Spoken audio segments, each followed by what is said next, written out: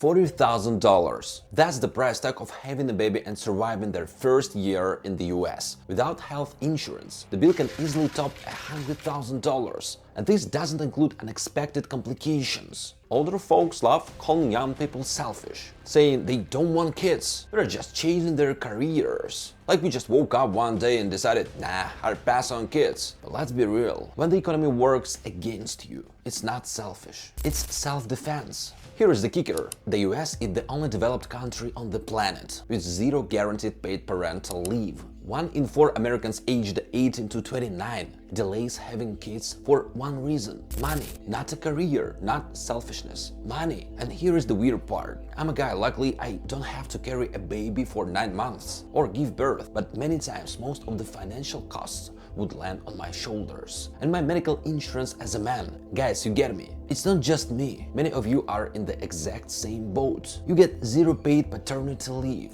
You can't stay home with your infant and partner for the first few days. If you want that, they'd rather just replace you. And meanwhile, the costs go orbital. So actually the question isn't whether you want kids, it's whether you can afford them. Personally, I don't have kids yet, but I'm terrified of what's waiting for me. My biggest issue is, why is it so expensive? What can we do about it? Are there alternatives? And how does the whole baby-making system in America even work? I'm Max Evans. Here we don't just talk about hot business and social topics. We dissect how they work from the inside. Let's dive in.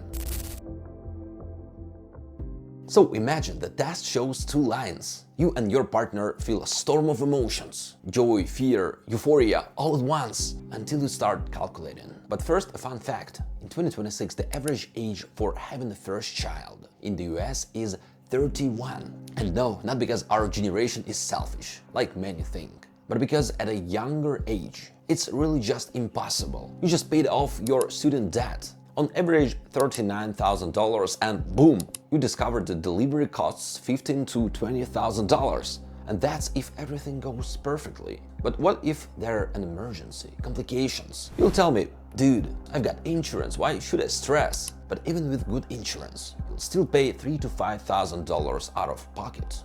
Deductibles, copays, services that aren't covered. And now the harshest part. After the first child, women's earnings drop by 40% on average, and that gap lasts for years. It's called the motherhood penalty. Men's income doesn't drop, sometimes it even rises. Sounds like a bonus, right? Good news, but no. It means most of financial weight falls on one partner.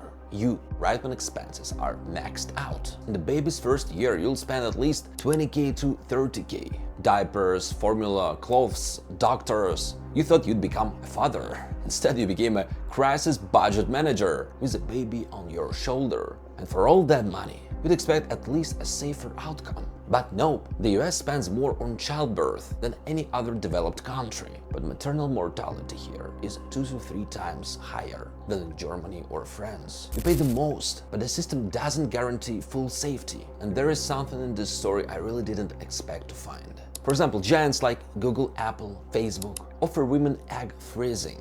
Sounds progressive, right? The company pays 10 to 20 grand for the procedure. The woman continues working through her most productive years. But studies show only 5 to 6% of these women ever come back for their eggs. The company doesn't really care about their employee. They're just delaying maternity leave and ensuring employee retention. And for you as a partner, it means one thing. When she finally decides to return to the baby question, she'll be over 35, which means higher risk of complications, higher procedure costs, and again, you are paying. Okay, say you somehow find money for delivery and scrape together a budget for the first year. This is a still big question that most people don't talk about. What if you can't conceive naturally at all?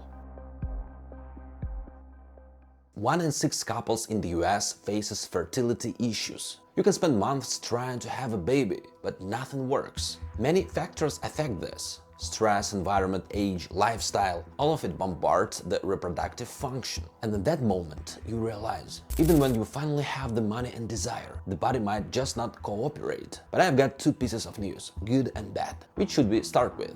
Alright, let's go with the good. The good news is there's IVF, in vitro fertilization. In simple terms, doctors take an egg and sperm, combine them in a lab and implant the ready embryo. Sounds like sci-fi, right? But it works. It really can solve the consumption problem. The bad news, in the US, one IVF cycle costs 20k to 25k, plus meds another 3 to 7k, and the average number of attempts for a successful pregnancy 2 to 3 cycles. So you're burning $30 to $60,000 just for a try. There are no guarantees that this will work. Clinics make money on repeats. It's the model. Meanwhile, your insurance calls IVF a voluntary procedure, not a medical necessity, but a personal choice. In most states, insurance doesn't help you pay for IVF at all. You pay yourself. But say it worked. Naturally or through IVF doesn't matter. Next, there is another fork on the road. Natural birth or C-section. A C-section is when the baby is delivered by surgery,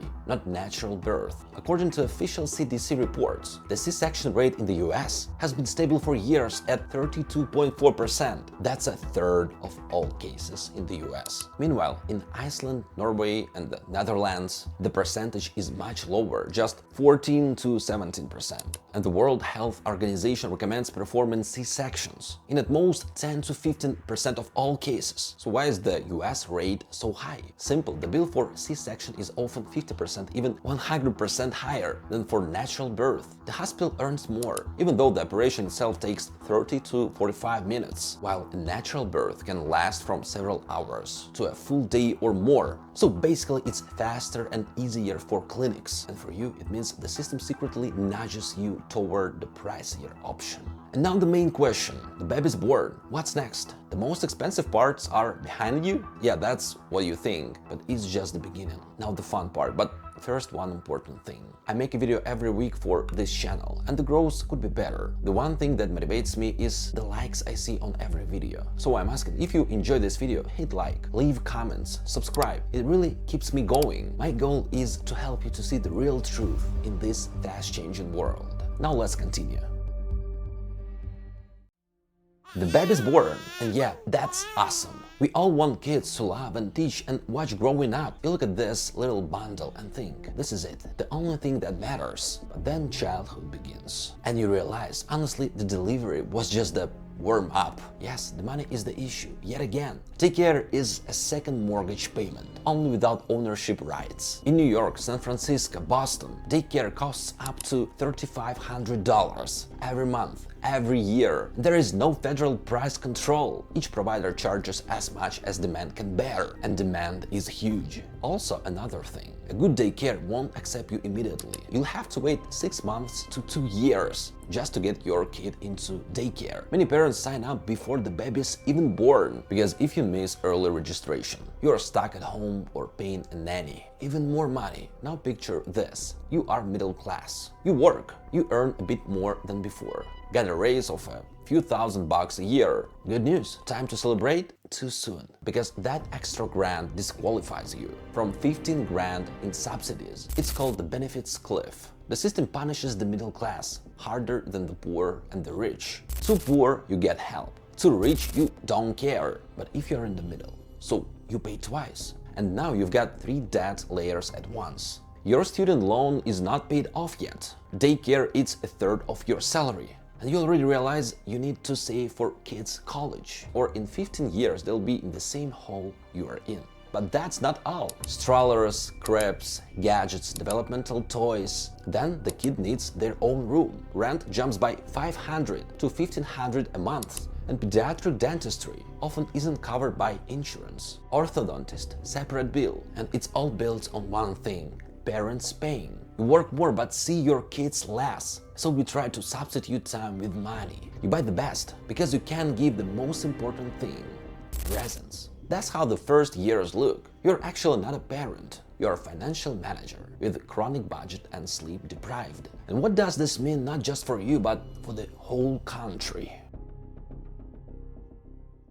Let's zoom out. We covered what happens to you personally. But have you ever heard of the birth rate coefficient? Sounds boring, right? But this number defines your future. Birth rate coefficient is how many kids, on average, one woman has in her lifetime. For a country's population to just stay level, you need a coefficient of 2.1. That's the ideal norm. The country shouldn't drop below. In the US in 2026, this coefficient fell to catastrophic levels, just 1.6, lower than needed. And you know what's the most shocking?